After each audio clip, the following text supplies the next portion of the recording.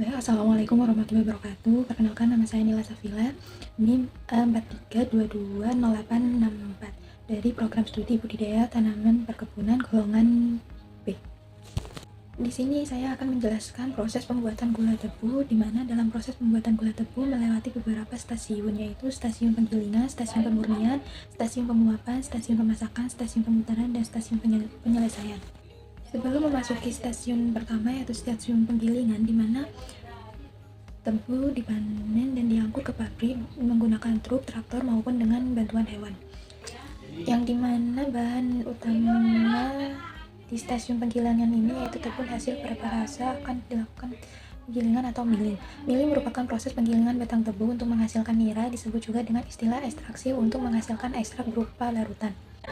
Pada proses ini bertujuan untuk memisahkan ekstraksi nira dari material-material berserak yang disebut ampas tebu atau bagas. Tebu diumpankan ke dalam roll melalui serangkaian unit mesin penggiling. Setiap unit gilingan terdiri dari 3 roll besar yang tersusun dalam bentuk formasi segitiga membentuk sudut 120 derajat. Biasanya digabung dengan pengumpalan tekanan, di mana roll penggiling biasanya terbuat dari besi atau baja yang tersusun dalam rangka kayu, besi, atau baja.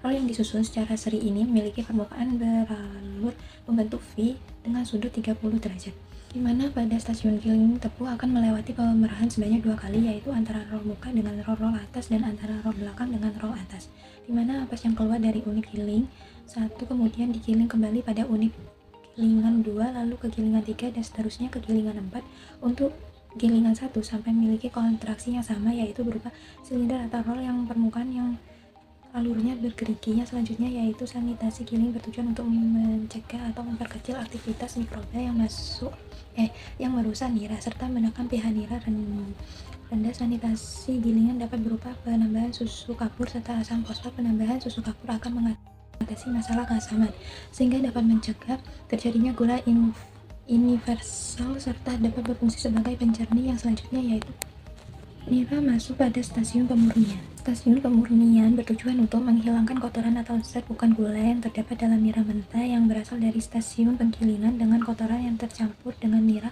menggunakan cara kimia dan fisika. Nira mentah disaring agar bebas dari ampas atau tanah dengan menggunakan saringan getar atau alat DSM screen sebelum masuk ke peti nira mentah, di mana nira mentah dipompa ke generator 1 dengan suhu panas sebesar 75-80 derajat Celcius untuk menghentikan aktivitas enzim beserta mikroorganisme di dalam nira, mempercepat reaksi kimia, dan mengendapkan kotoran yang dengan penambahan susu kapur dan gas SO2 untuk mengangkat kotoran bukan gula yang terdapat dalam nira mentah, kemudian dialirkan ke dalam bejana sulfitasi. Pada stasiun pemurnian, pH nira biasanya berkisar antara 5,0 sampai 5,5 dan mengandung enzim invertase, di mana keduanya berkontribusi dalam menghidrolisis sukrosa, sehingga diperlukan pemurnian dengan tujuan meningkatkan nilai pH dan mengaktifkan enzim. Nira mentah yang masuk dalam bejana sulfitasi. Selanjutnya, proses sulfitasi merupakan nira yang keluar dari tangki defekasi dialirkan menuju bejana sulfitasi yang kemudian terjadi pencampuran antara nira dan gas belerang, di mana gas belerang digunakan untuk menetralkan nira yang berlebihan kabur. Tujuan dari sulfitasi merupakan penurunan pH nira menjadi pH 7 dan menguatkan ikatan endapan yang ada pada nira. Melalui endapan JaSO3 yang terbentuk jernih masuk ke DSM, kemudian di sini lalu masuk ke tangki. Nira encer langsung dialirkan ke stasiun penguapan stasiun yang berikutnya. Selanjutnya stasiun penguapan atau evaporasi. Tujuan mengurangi kadar air pada nira encer, di mana kadar airnya 88% agar diperoleh nira dengan kekentalan 60-70% brisk atau mendekati kondisi larutan jenuh. Pada proses penguapan, pH nira turun menjadi 6,5 sampai 6,8 karena kandungan garam ikut menghilang. pH ini sesuai dengan yang dibutuhkan pada tahap kristalisasi. Penguapan nira dilakukan dalam keadaan vakum pada kisaran suhu 65 sampai 110 derajat Celcius dengan 4 kali tahap penguapan. Yang tujuan penguapan vakum adalah untuk menghindari kerusakan sukrosa akibat suhu tinggi, menghemat penguapan uap bahan bakar, penurunan titik didih nira sehingga titik terbentuk karamel, menurunkan titik didih nira sehingga tidak terbentuk karamel. Artinya kehilangan gula dapat diminimalisir. Sebelum diuapkan, nira encer diberi perlakuan pendahuluan pemanasan hingga suhu 115 derajat Celcius agar saat masuki evaporator Tidak perlu lagi menaikkan temperatur nira, hanya panas untuk menghindari kerusakan sukrosa akibat suhu tinggi, menghemat penguapan uap bakar bahan bakar, penurunan titik didih nira sehingga titik terbentuk karamel. Menurunkan titik didih nira sehingga tidak terbentuk karamel, artinya kehilangan gula dapat diminimalisir. Sebelum diuapkan, nira ecer diberi perlakuan pendahuluan pemanasan hingga suhu 115 derajat Celcius agar saat masuki evaporator tidak perlu lagi menaikkan temperatur nira, hanya panas dari proses penguapan saja. Pada stasiun penguapan, umumnya proses penguapan dilaksanakan dalam evaporator yang disusun secara seri dengan menggunakan 4 buah evaporator. Tiap evaporator terdiri dari sel atau ruang nira atau ruang uap pemanas nira jernih dari hasil proses pemurnian yang memiliki persentase sekitar 13-18%. Dipompa masuk ke dalam sel atau ruang nira bawah, kemudian masuk ke dalam tub nira jernih tersebut akan dipanaskan dengan uap bekas yang akan terjadi sirkulasi nira pada tub atau pipa pemanas. Akibatnya pengaruh vakum air nira kental yang dihasilkan evaporator 1 mengalir ke evaporator 2. Nira yang dihasilkan dari evaporator 2 akan mengalir masuk ke dalam sel bagian bawah dari evaporator 3.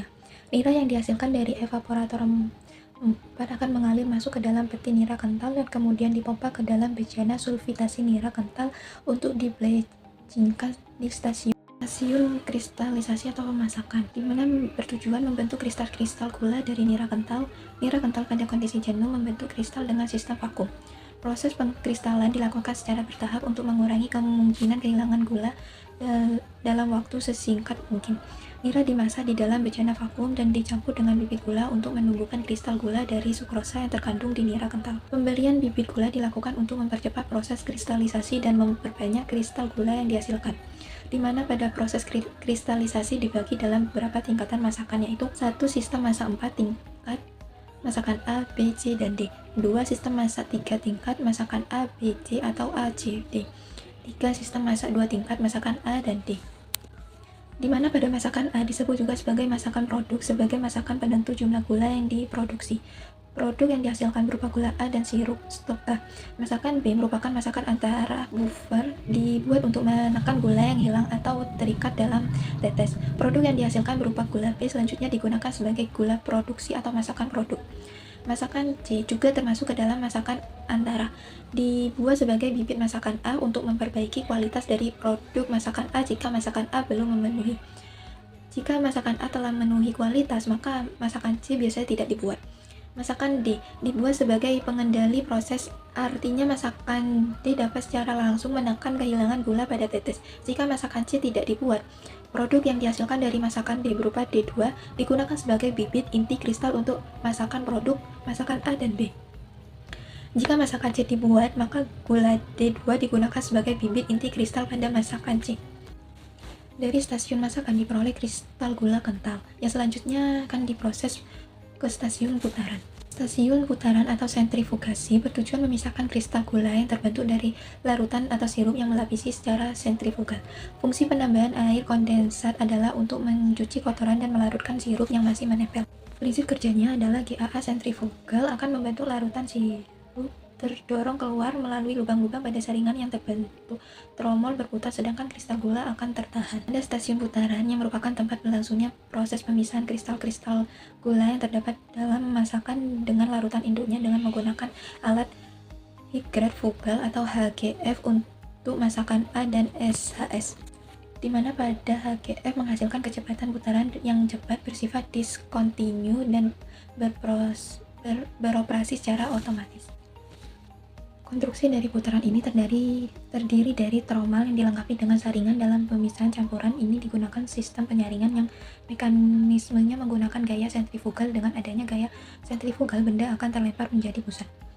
Tetapi karena adanya penyaring, maka kristal gula akan tertahan, sedangkan strop akan keluar melalui lubang-lubang saringan kristal gula yang sudah melalui proses pengeringan khas.